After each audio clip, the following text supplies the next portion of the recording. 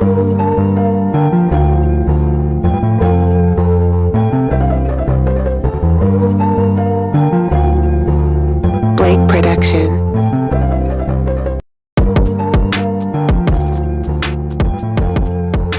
What's going on, guys?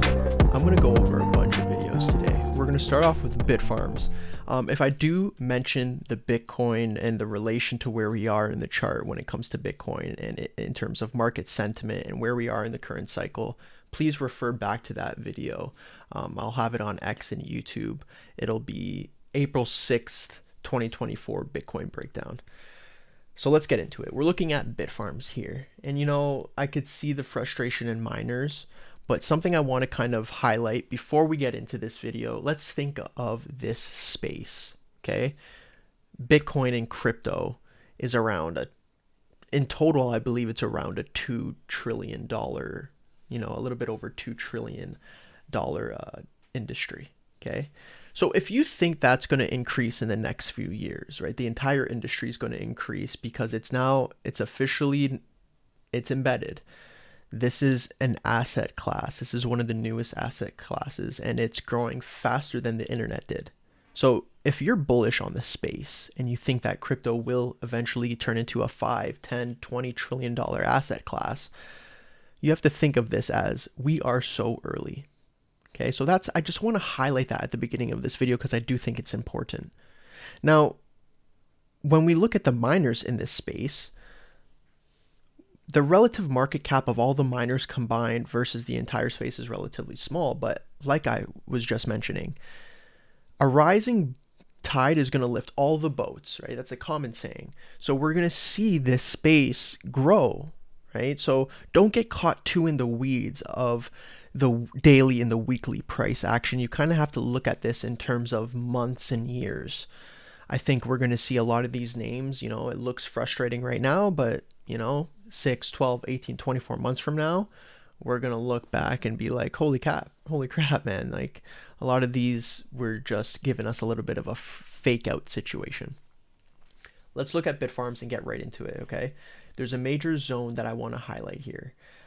You can look at it from a weekly time frame. You can look at it from a daily time frame. Mostly to me, what I see is this major wick here, right? This major wick and the close of this wick, right? So let's highlight that, and then we're going to get right into it. So we have this. We'll go to the wick here, and then we'll kind of drag it over all the way across, right? We'll kind of do something like that. And so that zone, this is a major zone. I'm going to get into that. Let's highlight it. It's around, call it from, right? It says here $1.82 to $3.04. We could be a little bit more, you know, a little bit less kind of anal with it and go $2 to $3, right? This $2 to $3 range, why is it so important? It's so important because during the previous cycle, this $3 zone was a major support, right? January 2021, February 2021, all the way to May 2022, right? So over a year and a bit, major support zone before we break below it, right? And as we break below it, we don't really spend much time in between $3 and $2. And then from late May 2022 up until, call it November 2023, so again, a year and a half, you see this $2 zone act as a major resistance, right? Major rejection, major rejection, major rejection, okay?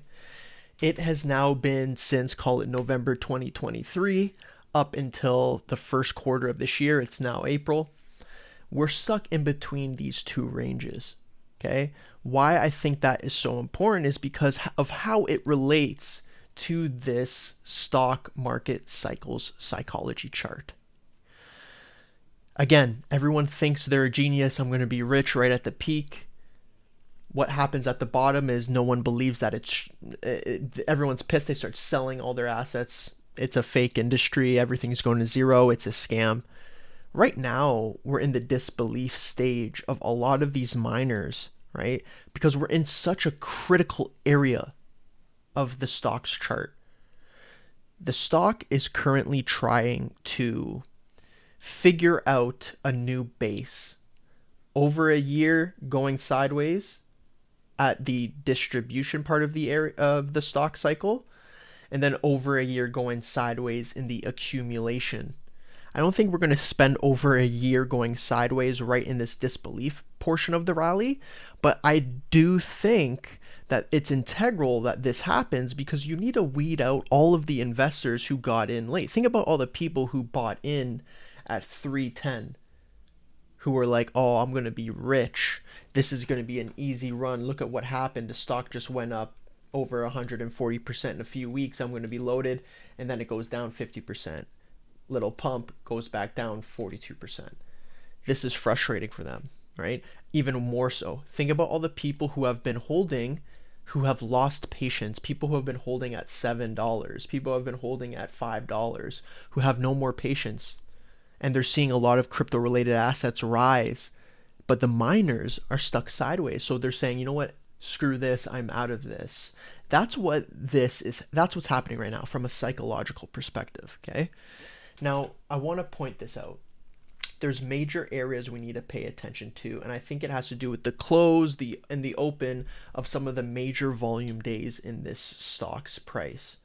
So again, the close of November 27th, that week, the open of the next week, so that is the Monday, the December 4th, and the close of that week. I think that is very significant. And why I think it's so significant, I'm going to delete this box we were talking about earlier. Why I think these zones are so significant. Look at the volume coming in. That's not retail buyers, right? That's not people like you and I who are like, oh yeah, I like this stock, I'm going to buy it. This is the sign of, institutional money coming into this stock. Large money. Why I think that is true is because it's hard to move a stock's price, especially a stock that's on the NASDAQ that has a pretty decent amount of shares afloat, right? It's a lot of money that needs to be put on the table in order to move the price that significantly. Now, usually when you see that from a trend perspective, these are people or institutions or entities that are positioning themselves for a long-term run. Factor in Bitcoin's price, factor in the Bitcoin halving, factor in, again, if this is an industry that's going to grow to the heights of 5 trillion, 10 trillion in a few years, there's so much upside, okay? That's why the big money's coming in.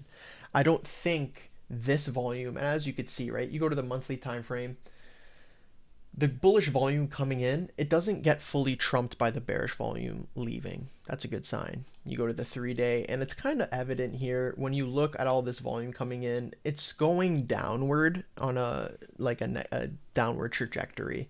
And I think that's essentially proof that, the people who are leaving this name aren't massive institutions who bought in during those weeks back in late November, early December. So let's talk about this. From a bearish perspective, what could potentially happen? I don't want to be just a bull. I want to give you guys a bearish example. Again, I do still want to highlight, these zones. Right now, we look at the 2-day time frame, and we have this bearish flag kind of set up here on Bitfarms, right?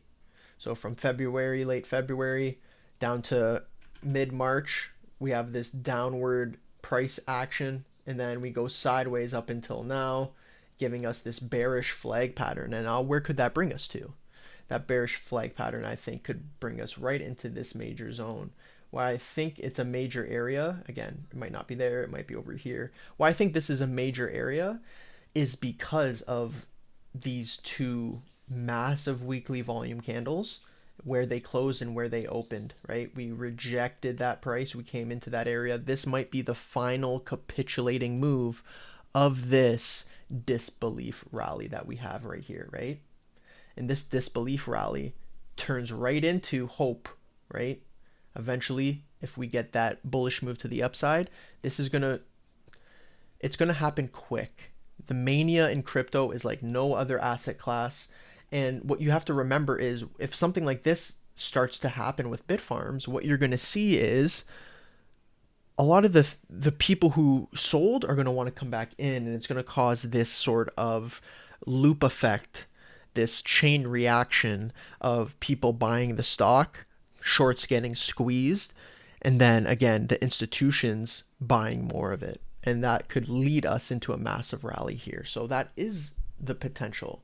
So that is what I think the bearish case here is. All that happens is that we get some few weeks either before or after the halving, we get flushed out into this zone, right? And that's again part of the area that is a major rejection. But if we're testing this as support, this could be a major opportunity to be buying Bitfarms. So that's the idea here. I do think things are to be, we should be looking at a more positive aspect. So that's the breakdown here, guys. Peace.